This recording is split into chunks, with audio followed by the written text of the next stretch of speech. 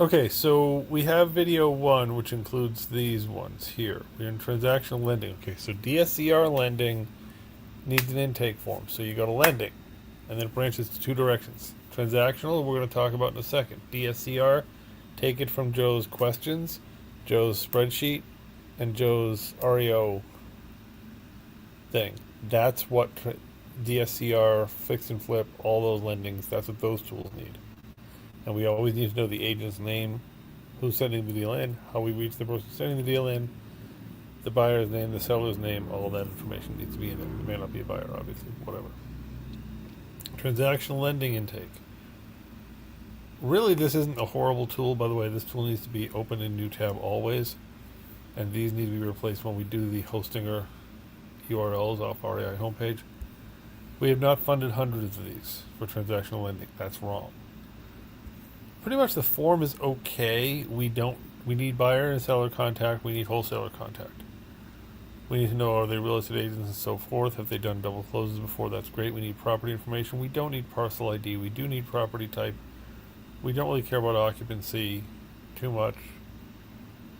The liens and so forth, we can skip those. So the questions of known liens, code violations listed on MLS, agent involved. Leave all the questions, actually. That's fine. Leave all the questions. A to B side. Yes, we need all that. We need to explain to them that we're not going to contact your seller except to verify that they're on board with the transaction and the way it's going to happen. That's the only thing we're going to need to do. And that's only if title expresses a concern. We are going to check with title. We are going to check with any agents involved to make sure everyone knows what's going on. We need to know if this works. We need sellers, concessions, repair credits. We don't really care. We care about property information, seller information, how to contact them, title company information, seller price, buyer price, spread, expenses coming out of that, how much the wholesaler is putting into the transaction, what deposits already exist on the transaction, how much we're expected to bring, when the money needs to be there, when the money will be returning, how long it needs to stay. We need to know if there's a pause in the middle. Some lenders require that A side happens, the documents get filed, putting in the name of A side. We need to know all the players in control of A side. We need to sign off on all the players, all the owners, the entity owners, whatever. And then B side happens. So some lenders will double close on the same day. Some lenders won't. We need contact on the lender. We need contact on the title company. We need to verify everybody's on board with this plan. And everyone understands what we're doing. BC resale contract. We need comps. What's it worth now? Proof of what it's worth now. We need some sort of repair estimates. We need proof of what it's worth then. Basically, we don't need all of this uploaded right now, but if they want to, they can. But we need some way of knowing that we're putting less into the deal today than it's actually worth today. If the music stops, we can sell it and get rid of it. Same thing on the buyer side. We're not going to plan on contacting the buyer, but if we need to, we want other contact information. What kind of funding are they using? Have they provided proof of funds? Can we see the proof of funds? We want to see the proof of funds. We want to know the buyer is ready to do this before we put any money up. Who the closing title company is. So all of these transactional questions are very important. Funding request, requested funding date, proof of funds, so on and so forth. Documents. All the documents are great. We will need all the documents. We don't need them all now. So we need sort of required section of filling in and non-required, or later section of filling in. Certifications. We need those things. Then we went ahead and we tested the REI data enrichment, and ChatGPT developed a huge and very good data enrichment thing, which I'm going to have it read that whole conversation on data enrichment right now.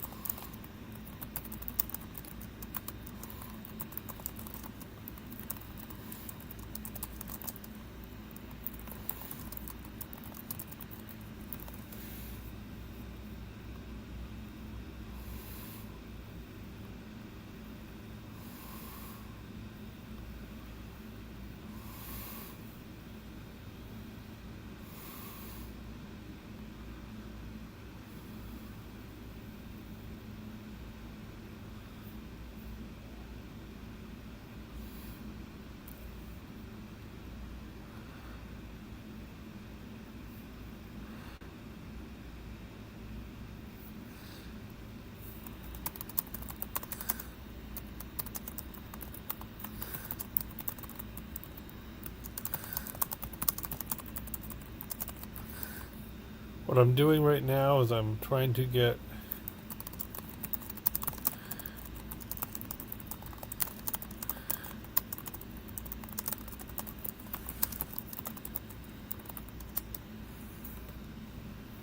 okay, so what I'm doing right now is I'm going to have ChatGPT read in its full critique of the data enrichment tool, and I'm going to do a data enrichment tool on a different property. And I'm going to tell it by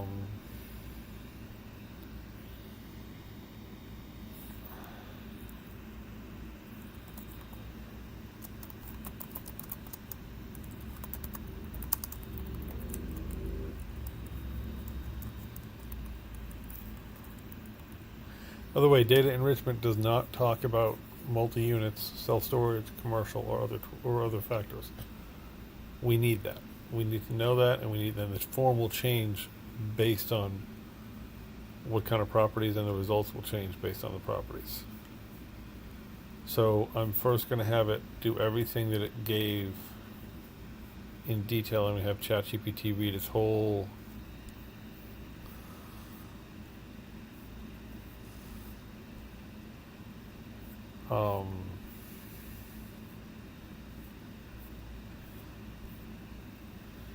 its whole thing, and then I'm going to have it critique a second property and give you its whole routine.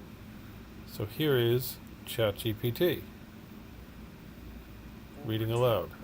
Improvement plan for the Claude-built 3i data enrichment Franco command system. This is the full operational critique, architectural correction plan, reliability framework, AI validation structure, and Claude Code implementation direction for transforming the enrichment system from a data collector into an institutional-grade AI operations platform. The biggest issue is not whether Claude can build software. It can. The issue is that most AI-generated systems optimize for working demos, not operational truth, not contamination prevention, not long-term data integrity, not probabilistic reasoning, not adversarial validation, not scaling safety.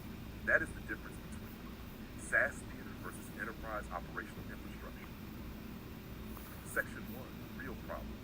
Most enrichment systems fail because they assume. You can see the code in our conversation history. That assumption is catastrophic. Real-world data is stale, conflicting, duplicated, probabilistic, partially correct, context. Your system must therefore operate like. You can see the code in our conversation history. Alright, somehow it's not really coming through. Section 2, the major failure points. Failure 1, direct insertion pipelines, bad. You can see the code in our conversation history. This is amateur architecture. It guarantees contamination. Correct. You can see the code in our conversation history. Failure 2, no raw data immutability. Claude's architecture appeared to overwrite interpreted data. This destroys auditability, rollback, debugging, retraining, source verification. Required structure. Every record requires 4 versions. Usher 1, raw source record, never altered. You can see the code in our conversation history. Nabber 2, normalized record, formatting standardized. You can see the code in our conversation history. Interpreted record, AI-derived meaning. You can see the code in our conversation history. 4, verified record, final operational version. You can see the code in our conversation history. Failure 3, no confidence interval. This is fatal. Every field requires confidence. Not every record, every field example. You can see the code in our conversation history. Why? Because owner may be right, phone may be wrong. Without field level scoring, bad data affects automation. Required confidence factor. Factor weight, source count high, source quality high, exact match high, historical consistency medium, freshness medium, AI plausibility high, cross-source contradiction very high, geographic consistency, medium, code prompt, confidence engine. You can see the code in our conversation history. Failure 4, no sanity check AI. This was one of the largest missing pieces. Claude built retrieval, storage, processing, but not skepticism required system. You need a second AI layer whose only job is, you can see the code in our conversation history. Hash AI sanity reviewer prompt. You can see the code in our conversation history. Failure 5, no temporal intelligence. This is enormous. Most systems treat 3-day-old data and 4-year-old data as equivalent. That is insane. Required. Every field requires. You can see the code in our conversation history. Data decay model. Data type decay speed. Cell phone, fast. Email, medium. Mailing address, medium. Ownership, slow. Mortgage, medium. Tax status, fast. Probate, fast. LLC registration, slow. Temporal intelligence. You can see the code in our conversation history. Failure 6, no contradiction. This is a critical omission. Systems must detect contradictions. Okay, while automatically. it's doing this, and I don't know Required why contradiction. it's talking so softly, on transactional, we also need an analysis layer on transactional to analyze whether this is a good deal. Pull the comps on the property. Read the pictures on the repair estimates. Analyze everything. Use the data enrichment layer. Use everything else. And come back with a score and check out the title company. Look up whatever you can the title company. Check the score. Score every section of the form, score every section of the project, and give a recommendation whether this deal is worth it, and then give a compacted answer. Executive summary, recommendations, full detail, all broken down and nice. So that within transactional lending and DSCR lending, we have everything self-contained and easily arranged for that purpose. Okay, we also need to look at the email that is here for the data enrichment module and the comments that ChatGPT made on data enrichment. Now we are going to take REI Doc Reader and we are going to enter the same 4 documents into REI Doc Reader.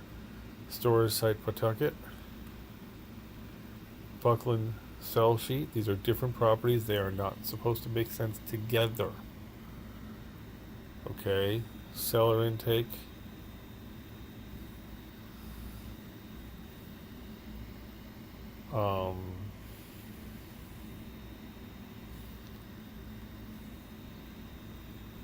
All right, so here are the properties that we have, the deals we have. Storage site report.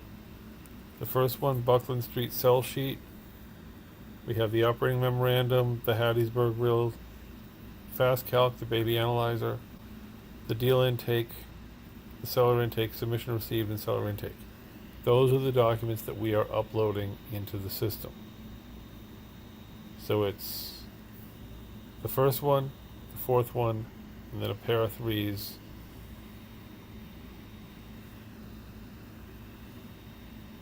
Actually, it's the first one, the third one, then all of them from seller intake, REI deal intake, all the way down to Hattiesburg OM Kristen. And we're going to tell it to auto detect and extract. While it's extracting, we are going to give the same documents to ChatGPT. That one, that one, that one, that one, that one, that one, that one, that one, that one, that one, that one. So we're going to take the report from the doc reader when it finishes the report, and we're going to put it into ChatGPT.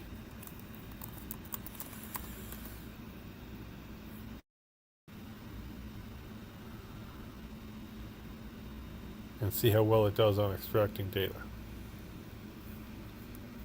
Alright, so while it's doing that, I'm going to go back and grab that URL and continue working on other things. Because that's 11 documents. That might be a lot of documents for it to try to read. I want to make sure that StreamYard is still doing its job. It seems to be. Okay, so we've done transactional funding. We're going to let that go for a second. And we're going to move on. We're going to check back on the REI doc reader extraction. REI doc reader may have a problem. It may not be getting past its own passwords. So I may not be able to do REI doc reader right now.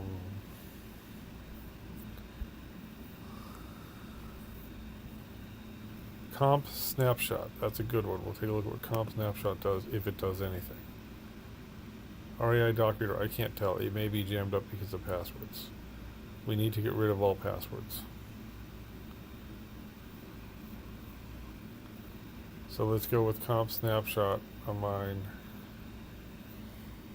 including AVMs. Let's go.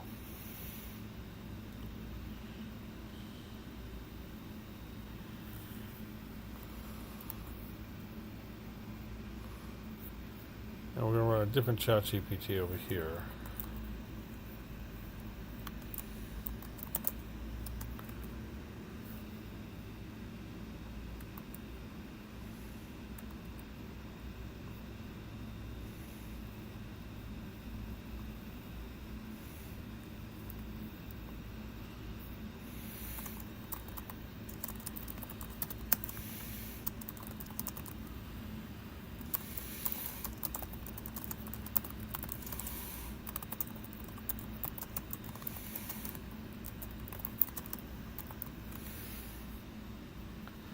Alright, so we are having ChatGPT review and result the tool output for the comp valuator. Another tool has serious data errors. This is a common thing with Claude, and it's something a human would never catch. So all of these, the Claude needs to put in self-checkers. It needs to do whatever ChatGPT is doing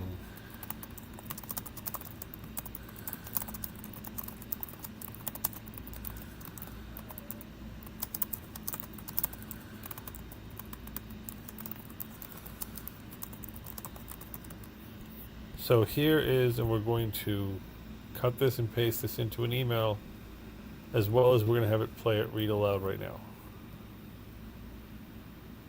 I'll treat this as a QA review of the tool output. God, that's really soft. I don't know why it's so fucking soft.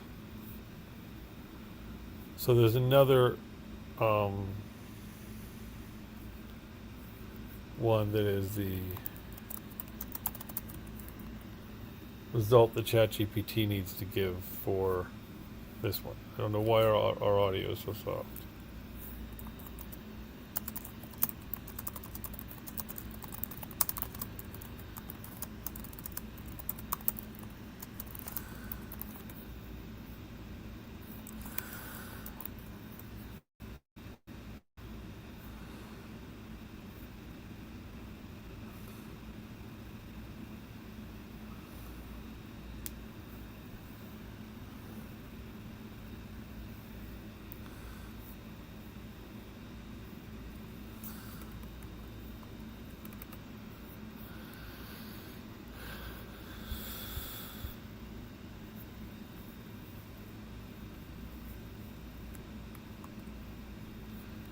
Alright, so what I'm seeing in the comp snapshot,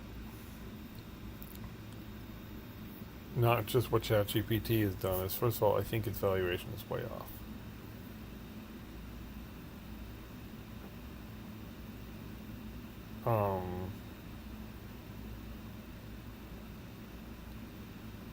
The rent benchmarks, HUD lookup failed for this property. Demographics, we have a lot of data issues that don't make any sense.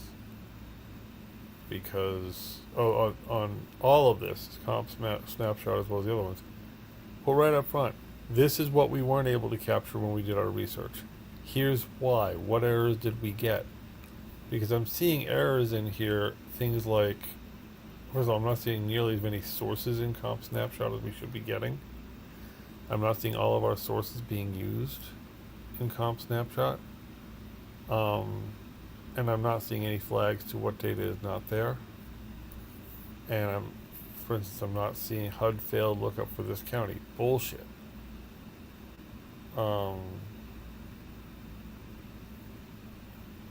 So comp snapshot, I'm not terribly impressed with these tools. That's a little more disappointing than I thought. Now I'm going to run auto offer v1 while I just make sure that we have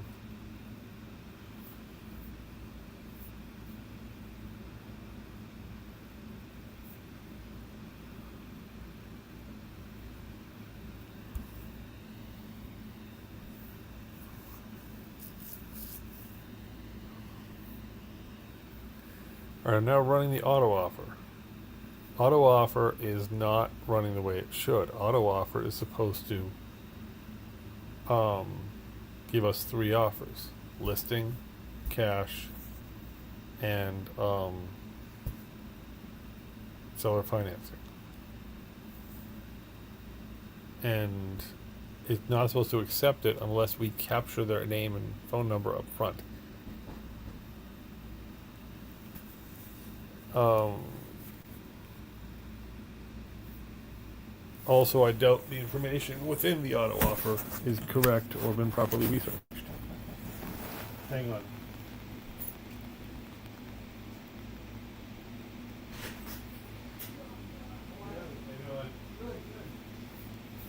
I'll be in here if you need me. Okay, thank you. Yep. So the auto offer tool is also not really. And again, a lot of this goes back to the a lot of this goes back to the results section and the basic information not given properly to the system, meaning it's not properly doing its own research. For whatever reason, it's not properly coming up with its own comps, it's not properly researching stuff, and that's leaving it a bit more of a problem than it really should have been. And I'm storing another ChatGPT result. All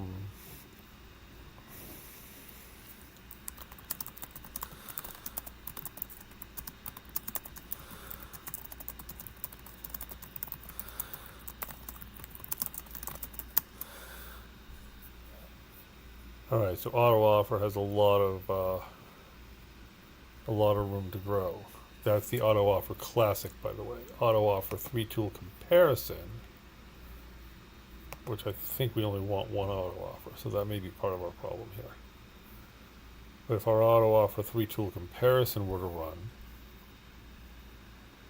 and you want to choose, you don't want to leave different blocks. Like if you want people to tell, is it residential? This is auto offer 3-tool comparison.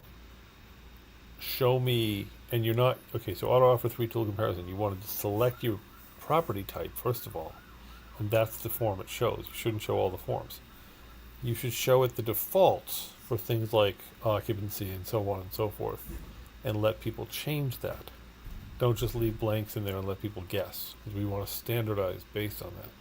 And remember, if their entries on things like self-storage operational pads are lower than our baseline, we revert to our baseline. And we run it based on their information and our baseline separately.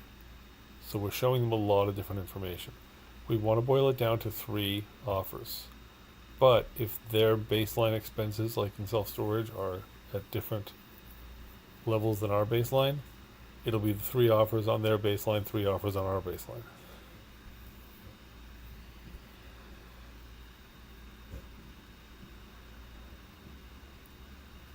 Now I just entered a property and it didn't run the deal. It just reset the entire page.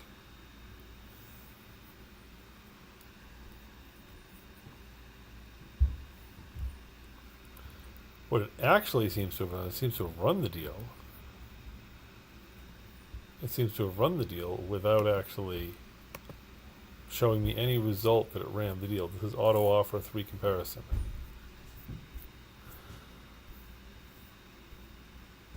I actually can't tell what it does. There's a lot of crap at the bottom of the page for auto offer 3 version.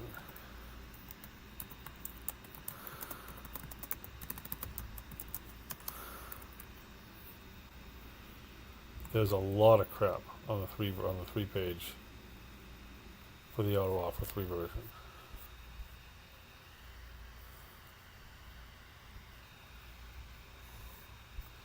Yeah, I can't tell what auto offer 3 version actually even did.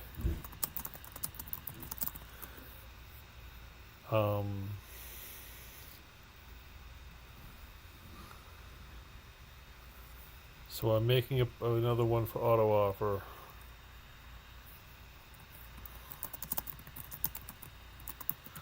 By the way, there only needs to be one auto offer. There isn't auto offer classic and auto offer not classic. There's one auto offer.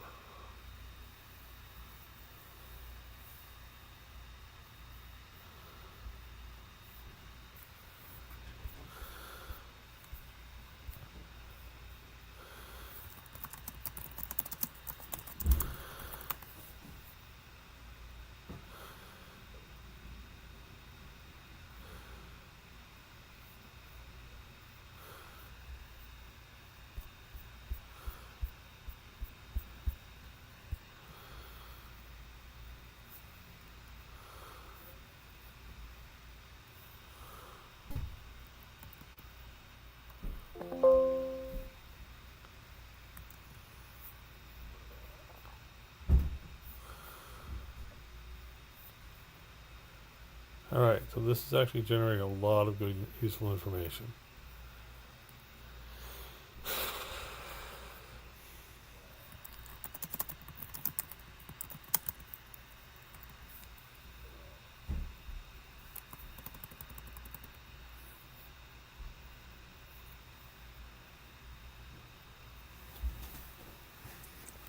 So when Claude comes back, we are going to have a plethora of information for it to figure out.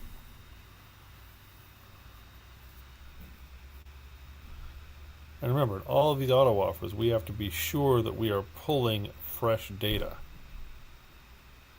Policing itself, as ChatGPT likes to say. Making sure the data is valid, making sure that the comps are valid, making sure that the address property is valid. Maybe even showing this user their property on the web. Hey, here's your Google Maps dot. Are we talking about the same fucking house? Stuff like that. So we're continuing to record. Okay, fine. So that's good. Deal intake. I'm actually going to stop the video now and let deal intake be the next one. We'll check with Ryan.